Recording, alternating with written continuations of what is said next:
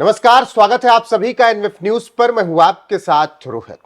उत्तर प्रदेश का जिला रायबरेली, जहां पर एक ऐसी घटना घटी कि इस देश के सेकुलर उस पर बोल नहीं पा रहे हैं।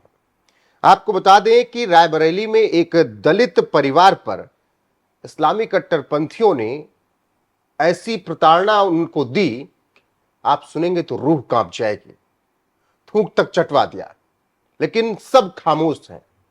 मेरे साथ इस वक्त स्वामी दीपांकर जी महाराज हैं। बहुत बहुत स्वागत सर आपका। धन्यवाद रोहित। जो कुछ रायबरेली में हुआ उस पर तो हम सोच रहे थे कि राहुल गांधी से लेकर वो तमाम सेकुलर बोलेंगे, लेकिन सब खामोश है, कोई नहीं बोल रहा है। उसके पीछे कारण है कि दिक्कत भीम के साथ मीम ने किया। अगर यही कोई अन्य होता तो विचार अलग होते। और अब तक मुझे लगता है ट्वीट का सिलसिला और आवागमन का सिलसिला और मुआवजे का सिलसिला और अपमानजनक सिलसिला और जातिवादी मानसिकता का सिलसिला प्रारंभ हो चुका होता, मगर उसके पीछे का कारण है। अब हो गए जुम्मन चाचा तो बोले कौन। अब सब मौन धारण किए बैठे हैं। अब उस मौन की परिस्थिति इस चीज से आंखिए कि दिल्ली में उत्तम नगर में तरुण की जगह तसव्वुर होता, तो आप पॉलिटिकल टूरिज्म देखते। उत्तम नगर अचानक से सुर्खियों में होता, आवागमन का सिलसिला होता, और ऐसा सिलसिला होता कि लोग देखते और देखकर हैरत में आते और बोल कुछ पाते नहीं। क्यों? क्योंकि अब घटना किसके साथ हुई? तसव्वुर के। मगर परिस्थितियां अचानक से बदल गई। अब परिस्थितियां अचानक से कैसी बदली कि वहां बेचारा तरुण था, और तरुण के परिवार से जब हम मिले तो सच में हमारा मिलने के बाद 2-4 दिन हमारे दिमाग से वो बात गई नहीं। ये सोचते रहे कि यार उसका तरुण होना, उसके लिए अगर जो गुनाह हो सकता है तो रायबरेली के जो बालक के साथ हुआ उसके लिए भी गुनाह ही यही है। मैं एक बार घटना विस्तार से बता दूं। उत्तर प्रदेश के रायबरेली जिले में ये एक दलित हिंदू नाबालिग युवक ने कुछ मुस्लिमों ने मारा पीटा, पेशाब और थूक चटवाया, जबरन उसके माथे से तिलक मिटाया गया, ऐसा आरोप है। और यह घटना मील एरिया थाना क्षेत्र के चकपीर शाह इलाके में हुई है। और पीड़ित ने जो बताया है उसके अनुसार मोहम्मद सलमान, नदीम, अनस, नाजिम, अयान, सूफियान, अशरफ, मुस्तकीम ने उसे घेरकर पीटा और उसके साथ ये बदसलूकी की, और पुलिस ने इस मामले में मुकदमा दर्ज किया। 2 नामजद सलमान और अनस को हिरासत में लिया। हम ये कह रहे हैं बराबर है, पर पुलिस कहां तक करेगी, कब तक करेगी? ये सोचना उस हर व्यक्ति को चाहिए जो देश के हिंदू को दलित बना देता है, जो देश के ब्राह्मण को, ठाकुर को, जाट को, यादव को, वाल्मीकि को जातियों में बांट देता है। यह सोचना उसे चाहिए।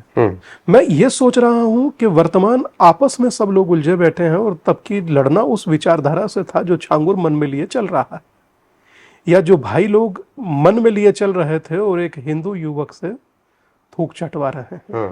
अब वर्तमान में सब एकदम फेविकोल खाकर बैठ जाएंगे। मजाल है जो कोई एक शब्द बोल जाए, एकदम सुई पटक सन्नासा। मतलब आप कल्पना नहीं कर पाएंगे कि यह हुआ कैसे और यह हुआ क्यों। और अब कवर फायर देने वालों की प्रतीक्षा शेष रहेगी कि कवर फायर कोई कैसे देता है। आपस में बैठ करके एक जगह पर भाईचारे की बात कर कर, गंगा यमुनी तहजीब की बात कर कर, या कथित जिंदाबाद के नारे लगाकर। अब देखना होगा कि कवर फायर का सलीका और तरीका क्या होगा। मौन रूप से कवर फायर तो दिया ही जा रहा है। नहीं, मौन रूप से दिया। संसदीय क्षेत्र राहुल गांधी का अभी तक कुछ नहीं बोल पाए। क्या इसीलिए नहीं बोल पाए क्योंकि जो आरोपी हैं वो सलमान, निजाम और मुस्तकीम ऐसे नाम? इसमें कोई कहने में दो मत है, ये तो एकदम स्पष्ट दिखता है। पहलगाम पर बोलने में देखिए कितने लोगों का हलक सूख रहा था। कश्मीर पर आज तक बोलने में लोगों का हलक सूखता है। बांग्लादेश में घटना के बाद कितने लोग एकदम फेविकोल मुंह में दाब कर बैठ गए कि बोले बोलेंगे नहीं, बोलेंगे तो बोले कहिएगा कि बोले सेक्युलर ढांचा बिगड़ रहा। मतलब गजब है यार नाटक। ऐसा मैंने आज तक नाटक नहीं देखा। थामने के लिए सड़कों पर उतर के पैसा इकट्ठा कर लिया। बताइए, भोपाल की चूना भट्टी में कह रहे हैं कि हर घर से निकल कर करेगा क्या? समझ से बाहर की बात तो ये है। मारने वाला कौन है? अमेरिका है, वहां निकालिए। नहीं समझ में आए? बिल्कुल समझ में। सोच ही समझ में आती है।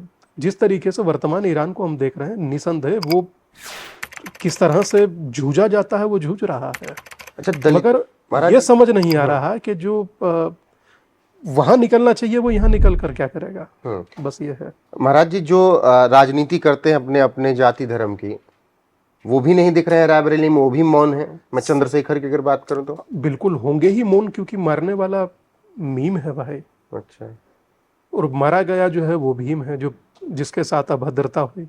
तो कैसे बोलेंगे? इतना तो कटसी होना चाहिए ना। आपस में नहीं बोलते, आपस में बोलते तो अमृत मंडल और क्या नाम था जो दूसरा भाई था, एक अमृत मंडल को मारा गया था और एक दीपू चंद्रदास को जिंदा जलाया गया था। वो भी तो इस सड़ी गली व्यवस्था में ऐसी स्थिति में खड़े थे कि उनके लिए बोलने के लिए भी लोग सोच रहे थे कि बोले या ना बोले। क्यों? क्योंकि वो बांग्लादेश में थे और वो दलित थे। कौन बोला? बस इसीलिए खामोश थे। खामोश होने का कारण सिर्फ वोट और वोट है, इसके अतिरिक्त तो कुछ नहीं है रोहित बाबू। इन्हें कोई फर्क नहीं पड़ता तुम कौन सी जाति के हो, इन्हें कोई नहीं फर्क पड़ता तुम कहां से हो। इन्हें इतना दिखता है कि तुम मात्र वोट हो।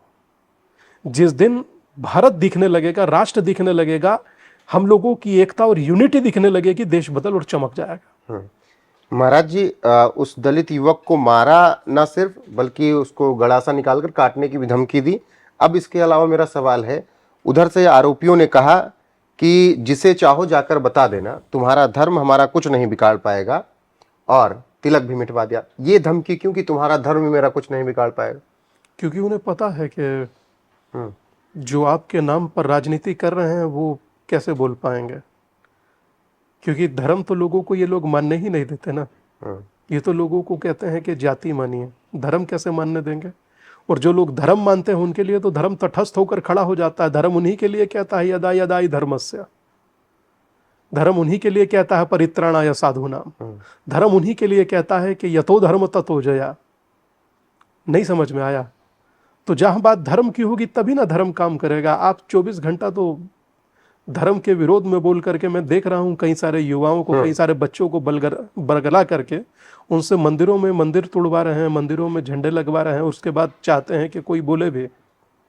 तो मुझे लगता है कि ताली एक हाथ से नहीं बजती, दोनों को मिलकर के संगठित होकर खड़ा होना होगा, वरना तो परिणाम इसके भविष्य में बेहद भयानक होंगे। मैं इतना समझ रहा हूं क्योंकि पिछले 1200 दिनों से यात्रा कर रहा हूं, मुझे दिख रहा है। आपको नहीं दिख रहा, मुझे समझ नहीं आ रहा क्यों नहीं दिख रहा।